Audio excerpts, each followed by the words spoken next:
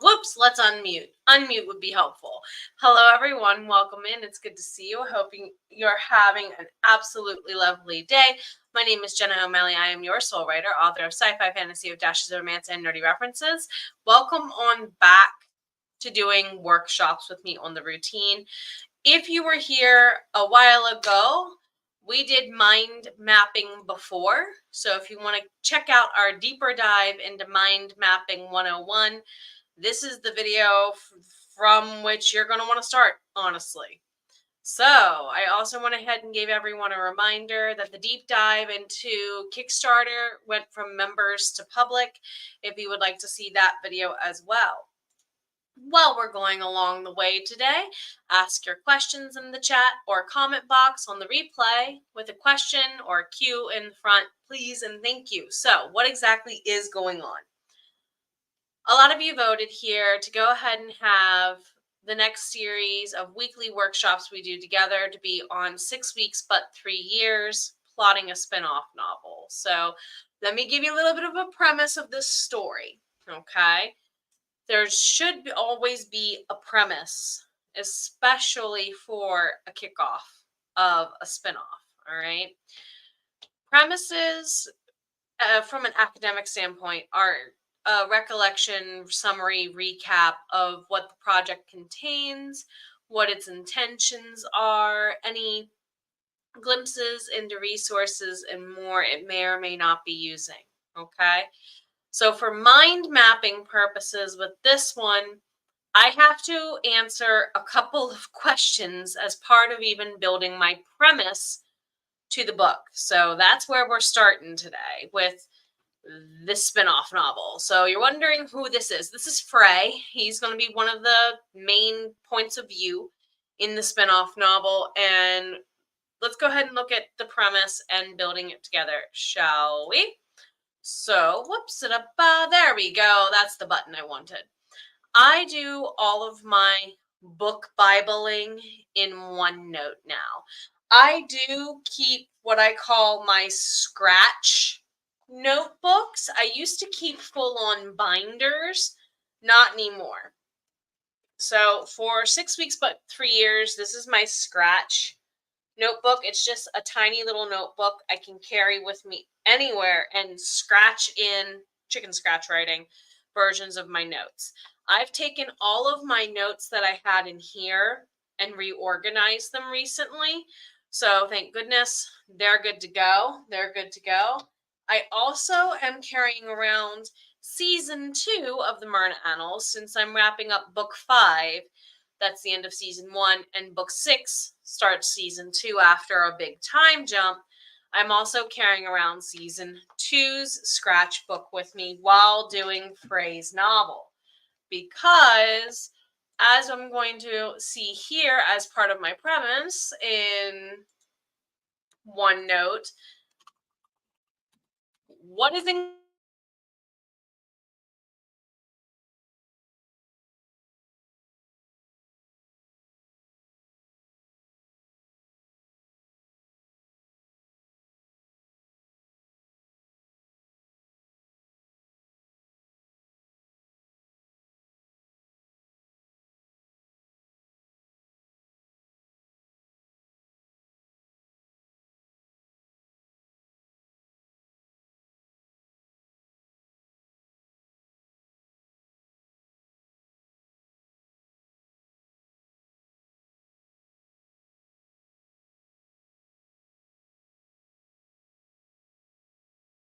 everybody, it seems we're having some connection issues.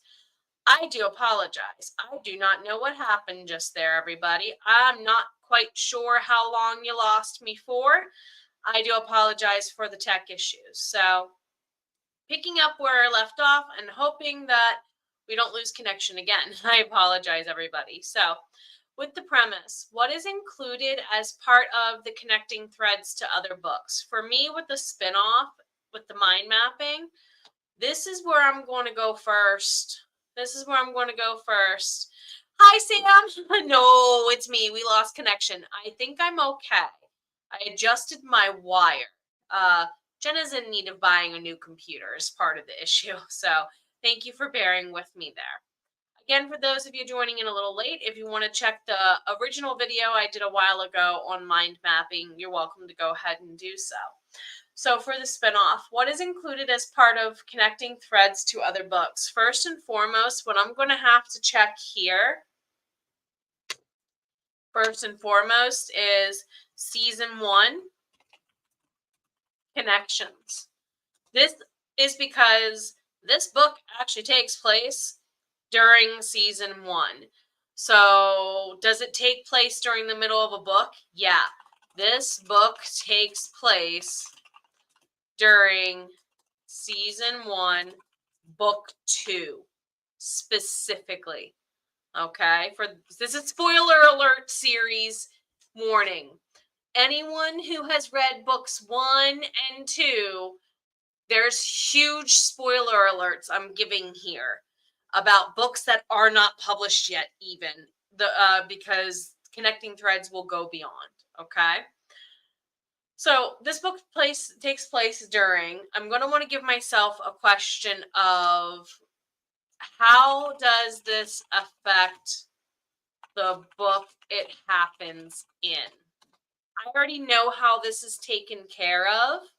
So I might tell myself, note to self, resolved in the same book. And might give myself some notes of chapter numbers of importance. Notice how it's very brain dump feeling at the moment. What I'm kind of doing is making logical lists of how to organize this data in a chunky format so I can have it at a glimpse when I go to do my series of order of events, okay? So what does happen? Frey disappears. Frey disappears. He full on disappears in book 2 right as they need him. Literally. Shows up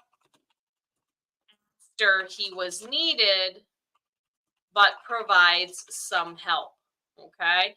He shows up with a magical flower that they need for reasons to make a potion that they can't get a hold of, and he gets to practice a new skill in between.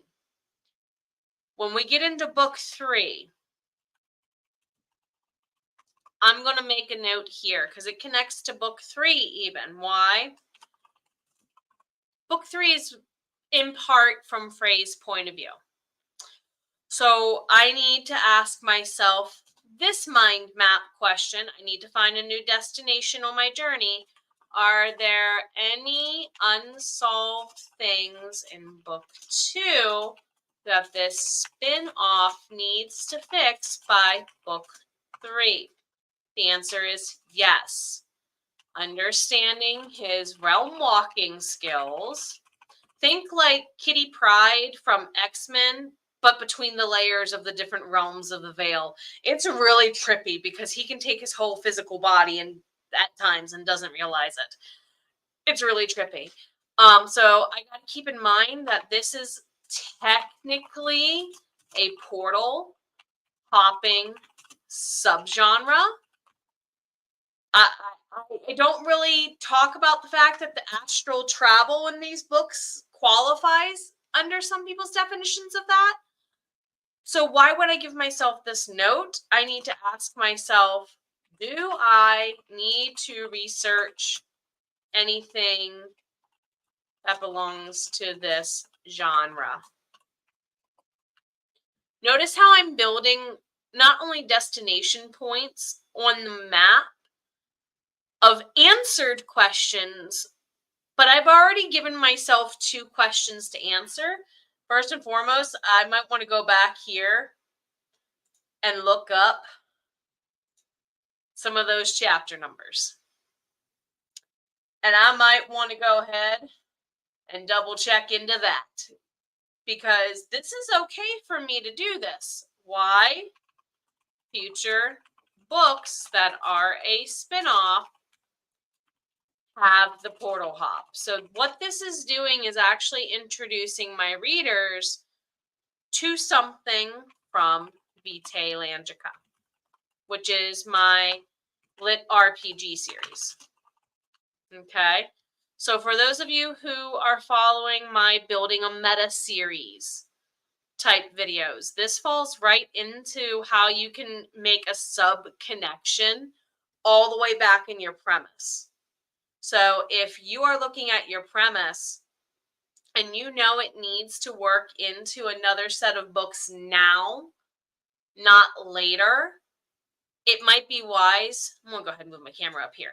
It might be wise for you to go ahead and address it sooner, not later, actually. Okay, so what I would encourage you, it feels very brain dumping. That's where mind mapping for some of us has to start. Okay, some mind mapping tools I could start using at this point are aplenty. In the previous videos, we went over some of those tools in the first or second video we did on mind mapping. But I'm going to definitely say you have a tool, most of you, that all of us adore and love right at your fingertips. And it has mind map tools, and some of us probably aren't even using them. Hello, our buddy. If it'll behave for me. No. I apologize. I'm having a slight technical difficulty, everybody. My computer's deciding to freeze a little bit. Our buddy Canva, believe it or not, has all you need for mind mapping tools right there at your fingertips, okay? How so? Look right here. Look right here. Venn diagram. Do you remember those from when we were younger? You know what? We have a graphic for this, do we not? I don't have it on this slide, but yeah, normally we have Frey help us banish the tech gremlins. Apparently he brought them all with him today. But you have mind mapping tools right here at your fingertips aplenty. A Venn diagram is a mind mapping tool. Maybe you have two characters' points of view and you want to check their motives against each other. Hello, interconnected tools. You want to find out a character's ikigai. What is their motive? I love to use this. You can use this for your business too. We do and say you want to be an author tuber. So you, what does your character love? What does the world need from them? What are they getting compensated for doing? And their strengths. These can help you figure out motives. Okay. Another one you can do is a flow chart. That's for people who like the act structure. You can use these as decision trees and create your instead of index cards, some people will do their index card board as one of these instead. And some of you are going, oh my God, I see it. Act 1, Act 2. You could even probably look for one like this that is 4. Oh, look here. Here's one that's 5. Let's see. Act 1, Act 2.1, Act 2.3, Act 3, next book. These tools are right here for you. Do not hesitate to use them. This is my favorite. It's called a word web. I've heard it called many other things as a teacher, but word webs are, that's not the word web I was looking for. Bubble map? Is that the one that's the one they're going to want? Yep, they're going to want bubble mind map. So you can even use them this way if you would like. We used to use these when we were so much younger. Why can't you go to them again if you're feeling stuck? Especially if we're checking things like character motive and you're trying to build who's doing what and how they're interconnected, These tools are right in Canva for you already. Don't hesitate to use them. I'm serious. It sounds elementary-esque, but sometimes we need to make our map that simplistic looking before we can plan the full destination ahead. Okay? So I would, at this point, for me, if I were needing to use a mind map, oh goodness, for Frey, I'm probably going to lean into using more one like this or one like this, where I need to see it chapter by chapter, side by side. So you can always go in and make a new one. I highly suggest make sure you go ahead and type in the title that is appropriate. I'm going to take out all this unneeded stuff at the top because I don't need it and I just need more space. So for me, if I want to get a good mind map on my chapters, what arc they fall in and who's doing what, I might want to tell myself 6 months, 6 weeks, goodness. But 3 years, put the book title in there if you know it. And then again, I'm just going to do Act 1, Act 2.1, Act 2.2, Act 3, next book, if I need it. Flowcharts are good for keeping track. Yes, especially past instances. See, this is where I love using, if I need to go bigger than my computer screen, this is why I was originally using a chunk of wall space or a trifold board for this, because it feels very detective. Like if my Cheesecake Man and I are rewatching the series Monk, and they sometimes show, you know, the detective board that's very Sherlock Holmesian with all the connecting threads to everything. This is what my brain starts feeling like at this point when we're getting into these kind of things. And even some of the things that are step by step on the suggested here, like establish project goals. What's Frey's motive? I like to make those notes at the top of each of my act. That's just me. I know that his angel, Ezekiel, is going to have a POV. So at this point, I might even decide, do I want to make Frey in maybe another color?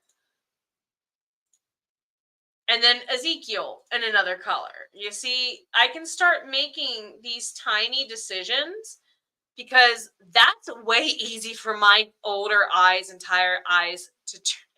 Where's the red yarn? Feel this way when I get into doing things like this. I really truly do. So what I would encourage you all to do for some mind mapping is, if doing it the old school way in a list isn't visually working for you, go into Canva and make something like this. Why? Because at this point, I can download it as a picture once I'm done with it and happy with it for now. And then I can just drag it, drop it, and boom, it's right there. Forever, Smalls. So this is where my brain starts to get really multimedia mixy. So I can start using these items to visually track things. And this is why I prefer OneNote for my Bible building stuff, because of how easy it is to just drop a picture in. And doing it in Canva would give some superb extras. Yes. Yes. It's like you read my mind. Jeremy and I, speaking of Kickstarter, do feel welcome to dive into the 5 top secrets of Kickstarter success with the video that came from members to public yesterday.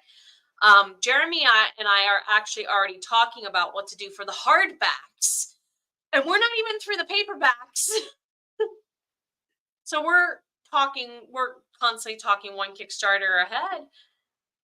And this is one of the things I want him to help me make, is like our grimoires as the creators. snippets of things like this. Because if you could get your artist to share with you any and all progress updates, because he does. We talk back and forth. We have a full chat of pictures, like for Aria. The picture that he just did for Aria is not the where he started at all. So we could do an art book section on stuff like that. Why can't you also do something like this and show a couple different renditions of how the plot started as screen capture pictures? That's a phenomenal idea, Sam. If you do Ream Stories, oh my goodness, could you imagine just popping this on your Ream Stories and being like, okay, what do I do in Act 3, Block 4? Help, help, help. Okay. Now, I'm going to spend some time off screen in between now and when we meet again, because I'm going to keep these about a half an hour to an hour long.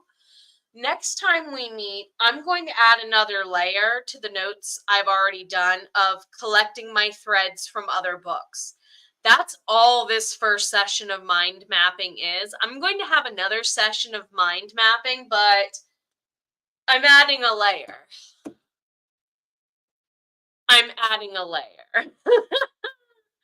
I will be showing you how I will roll a couple of battle scenes with Frey and Ezekiel in them to show you how I use dice too. But we're adding tarot for writers. So what I would like everyone to do for homework between now and next time is to do some mind mapping, whether it's in Canva or it's in OneNote, or if you have another program you prefer to do it in, get some mind mapping down. Get some notes down. Do feel welcome to check my other videos on mind mapping and more if you need to do so. But at the same time, when we come back together next time, I'll take my wall notes from these are some notes that I already had up on my wall that I typed. I'm going to go ahead and put them pretty into my premise. And here, it's okay. It's okay. In your pace, in your time, in your stride. This is a timeless video. You can watch it whenever you like and do the homework whenever you like. I'm going to go ahead and basically add in the notes up here from the wall that I typed that have been up there since forever. And then next time we get in, I'll go ahead and show you a walkthrough of tarot for writers. And then the time after that, we'll get into incorporating dice. So if you have any questions on the replay, do go ahead and feel free to join in and do them. And if you have any questions about what is mind mapping, whether or not you should be doing it, and whether or not you can do it at any point, yes. Could you mind map in the middle of writing a book? Yes, if you feel stuck. Go check those character motives. Go check what makes them relatable. Because at the end of the day, the hero's journey, we're just the first recorders of it. Do what's best for you. Take care of yourself. Your voice matters, dang it. Have a good day.